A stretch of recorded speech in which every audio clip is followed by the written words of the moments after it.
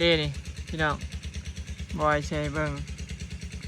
นี่คือบ้านสวนทีบอยอยากได้อยากเห็ดเนาะไม่เรือจากเงินเอาคิดว่ามันคือสิประหยัดหลายนะพี่น้องให้ซื้อแต่เสาซื้อที่ต้องซื้อใหม่คือไม่ที่มันปวกกินหั่นล่ะเขาซื้อมาตื่มใส่กับแต่นี่มันเป็นไม้เสาปูนในเสาไม้เด้อเฮ้ยเขาเอาเสาไม้เห็นแล้วมีเพื่อนเขากับเสาไม้บแวนเสาทั้งรุมทั้งเทิงนี่มันต่อกันบ่หรือคนละอันนี้เสานี่มันบนได้ยาวขึ้นไปพุ่นเลยคนละอันเลยนี่หรือว่าไม้ที่มันยาวขึ้นไปหอดพีนบ่มีคันไม้นะมันงามเลยอันนี้ไม้เขากลมอีกอย่างคักแน่ได้บอกข่อยในเฉดเป็นปูนอยู่หลุมนะเอาเห็ดเป็นเสากลุ่มบ่ได้บ่เสาปูนจักได้คือบ่เคยเห็นมีแต่อยากเห็นให้กลมก็คือมีแต่มาแถสามาแต่งเอาเองเสากลมนะเห็นได้ปูนนะแต่ว่ามันก็เป็นเหลี่ยมมากคือเก่าแต่ว่าเขามาแต่งมันกลมงามอยู่บนงามอยู่บ่พี่น้อง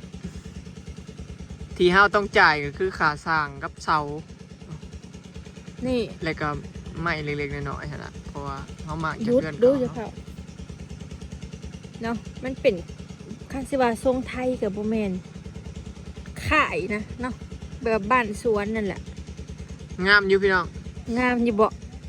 หรือว่าล่าสมัยเกินไปบ่พี่น้อง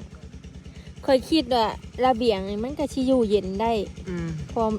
มันชีสูงๆเนาะเท่ากันน่ะเฮ็ดจัก2ห้องเพื่อติดติดแอร์นะเด้ทั้งรูมมาเฮาก็ปล่อยว่างนี่เอาโต๊ะกินข้าวใส่ทั้งรูมนี่เพราะว่าบันไดมันนี่น่ะเฮาสิเอาจากตัวม่างในเฮือนน่ะมาใส่นี่แหละอีกโหมหนึ่งเฮือนกันน่ะสิทาสีนี่มั้งมันบ่แม่นสีขาวเด้มันออกสีครีมไข่ประมาณนี้ตั้งมีกระชีเอาสีสูงๆแน่พอแบบอย่างแบบพอยืดแขนขึ้นไปหอดคืนนี่สินะนี่จ้าไว้มันต่ำเองไม่จับโฟกัสกันนี่พี่น้องนี่คือแบบที่ฟันคิดไว้แบบที่เราคิดไว้ว่านะคือขายเที่ยงกระเป๋าไปตรงบ่อของปะเถาซีมันหันมาทางผีห้องเพื่อนมันอยู่ทางเหนือเพื่อห้องนอนเราอยู่ทางเหนืออันของห้าวนี่เฉียดทางผีทางใต้หูบหนึ่งเลยพี่น้องอันเดียวกันแหละตัวเมื่อกี้โล่งได้นี่มาเบิ่งข้างๆมันจะโล่งเลยมันหนาอยู่บ่เห็นเด้มันสิโล่งแบบนี้พี่น้องแต่ว่าเฮาบ่ได้เฮ็ดห้องน้ำไว้ในนี่แบบนี้เด้หรือว่าเราเฮ็ดทางข้างพุ่นนี่แหละปล่อยโล่งเลยแล้วบางเทื่อก็สิเฮ็ดห้องนอนอยู่หลุมหรือว่าในจังหวะมันเฮ็ดได้อยู่ว่าคิดแบบไว้คือแบบที่เฮาอยากได้เพราะว่าหลังคาเฮาบ่ได้ซื้อนะพี่น้องเฮาหลังคาเฮือนเฮาเก่ามันเป็นกระเบื้องอยู่แล้วคือแบบนี้เลยคันมันบ่มีเป็ดไก่เนี่ยมันจะสะอาดพี่น้องเฮือนซานเลยนะมันบ่มีสีใช่เราบ่ได้คิดไว้ได้ว่าสิเลี้ยงเป็นเลี้ยงไก่เพราะว่าถ้าเลี้ยงก็แบบมันบ่อยากมีไผขาชื่อเจ้าผู้แหละถ้าไปได้ง่ายคอกมวกในหั่นก็เลี้ยงอยู่คอกหมูให้มันเลี้ยงก็เลี้ยงเป็ดไก่บ่เอามันบินขึ้นต้นไม้ขึ้นนั่นขึ้นนี่มันสูงขายง่ายดิเป็ดนะโลหะ10,000เดี๋ยวพระเจ้ามาหับซื้อคือหมูตะวันก็ขายไปเมื่อกี้นี่โลหะ10,000เขามาซื้อหมูโล32,000 300 โตบูธคนซื้อเด้นี่เป็ดพอไม่หั่นปีเป็ดลายก็ซื้อหั่นแบบที่ฟันไว้งามอยู่บ่พี่น้องเล็กน้อยก็มีใครกินน้ำมันซื้อมาลายบ่มีใครกินน้ำสับ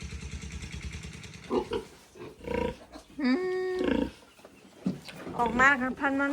ถ้ากันมาสิมักเกลือหมูล่างขอกหมูพี่น้องเห็ดหัวอัดไว้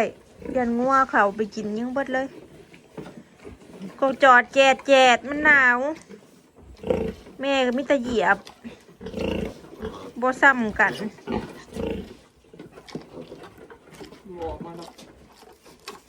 ยุคอกนี่นะลูกติดอยู่บ่อสมน้ำเขานะตายเลยเสียเวลาป่วยอยู่มันนี่ นี้เดี๋ยวก็ออกจะเชื่อจะโตแม่มาสามจะปากจะปากบ่ได้ขายพี่น้องเอ้ยสิได้เลี้ยงเองจะข่อยสิเฮ็ดแนวใดเพื่อนข่อยก็สิมากบ่มีหอดทุนสิเลี้ยงได้ประคันมากเฮ็ดเฮือนนี่ขายก็บ่มีคนซื้อ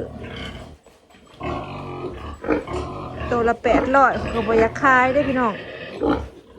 งูมันใหญ่เลยตัวละ800-900ก็บ่อยากขายเนาะเฮ้ยเนาะเสียดายหมูถือกระดอกว่าสิล้างคอกมันนี่มันแดดหมูหน่อยจูนี่ก็มีบ่ให้พาอัดมานะ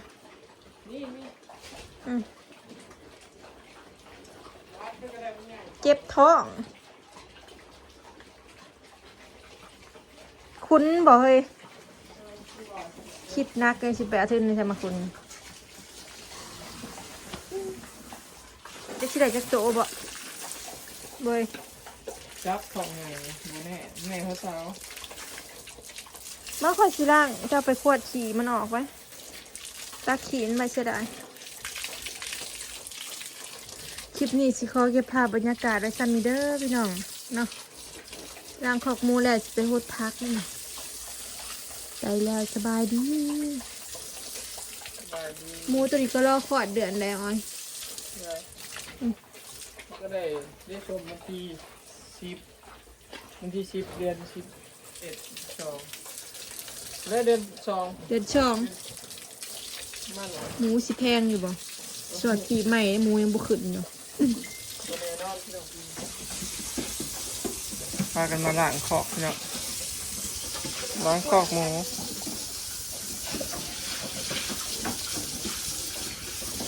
กระแดะกระดอกวัดเป็นลมหนังเลย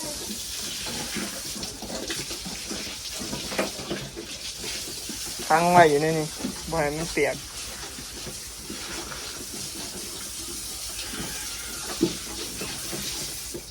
ถ่ายคลิปเพราะว่าดูดแยกไปลบออกปานอำมาลากระโหลกคลิปถิ่มตายไหมเลย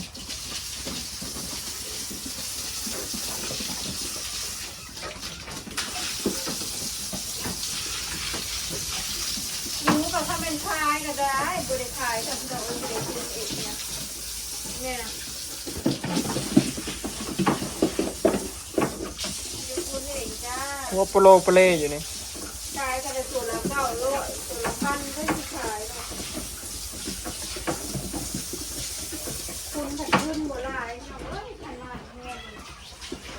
คิดเนี่ยสิลูก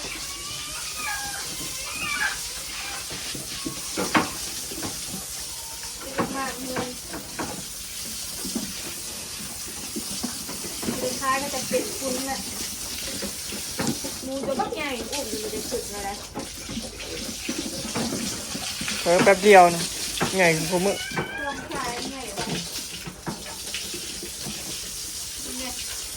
ืองแน่พี่น้อง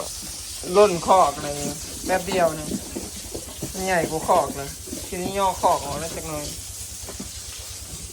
มือมันใหญ่เกินคอกเลยย่อนี่อาบน้ำมันลดเลย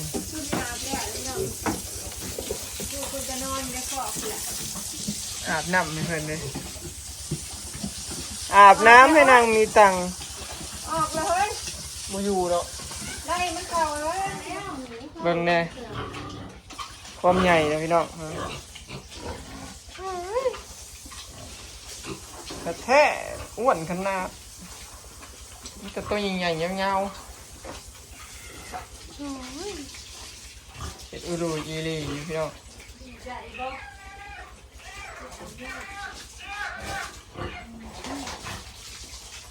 อาบน้ำให้หมดทุกคอกแล้ว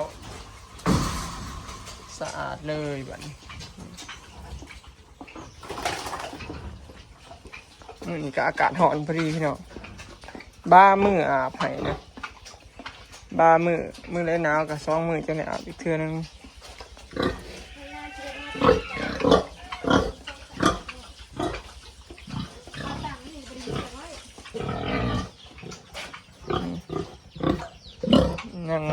ทิ้งสุก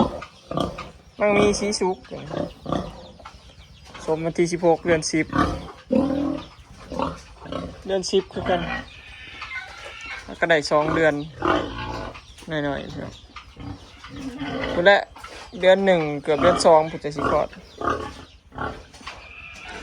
คลอดวันที่16หนานี่ก็ครบ3 เดือนพอดีสิ้นเดือน2เนาะคลอดหมูก็มีประมาณนี้เพื่อน5 แม่กับหมูหน่อยอีกเท่าไรวะ13-20 ตัวเนาะรวมแล้วหมูหน่อยรวมทั้งลูกแม่ตัวนั้น3 ตัว มูมันจะเสียออกก็ออก อื่นๆไปแล้ว หวยค่ะแม่นคือไปปลูกหาแม่ยังเงินเป็ดประมาณ แสนปลาย 200,000 บ่ฮอดดอก ไม่10 20ถึง40 20 โตเนี่ยเขาใส่ทุนบ่ฮอดแสนประมาณ 70,000 80,000 หมื่นนี่สิเงินเก่าหมื่น 90,000 และ24 โตอันนี้มันเกียร์20 โต คอยว่าออกเบิดนี่นะ ประมาณเกือบ 200,000 กว่านี่นี่เทียบหนึ่ง แม่ว่าซาวมันได้บ่หลายดอกพี่น้องนะ2 แม่นี่อยากได้กับ 7-8 โต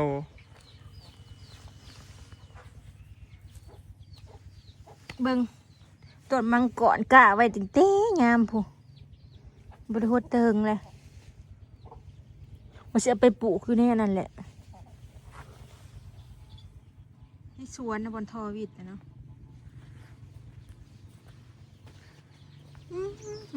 มาหาลักกินหมากระทันก่อน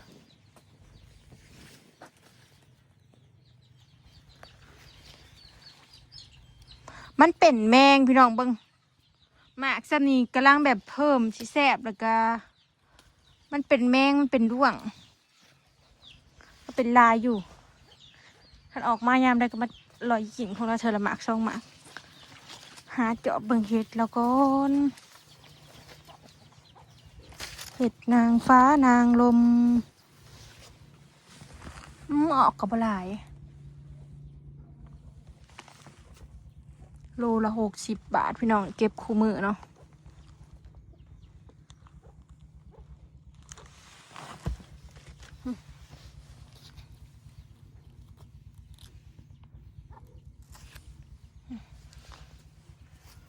ดอกหนา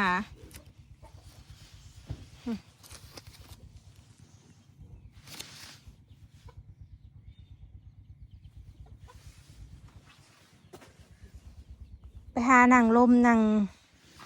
พอยอยู่บ้านสวนพี่น้องไปเห็ดอันนั้นหัวเนาะบอนมั่งเอารถดินเขาหั่นแหละแห้งเศษหัวไว้งัวเขาไปกินต้นกล้วยต้นยังจนมุนเบิดพี่น้องแดดมื้อนี้นะเห็ดแล้วก็เลยพากันไปนั่งฟอยอยู่ในสวนน่ะก็พื้นเขตบ้านสวนนั่นแหละฟอยไปฟอยมาสิเอาคลิปลงความจำเต็มเขาก็ไปลงลบเบิดถ่ายคลิปประสาทพี่น้องเอ้ยออกบลายเนาะเสือมันกำลังเริ่มเดินไปหา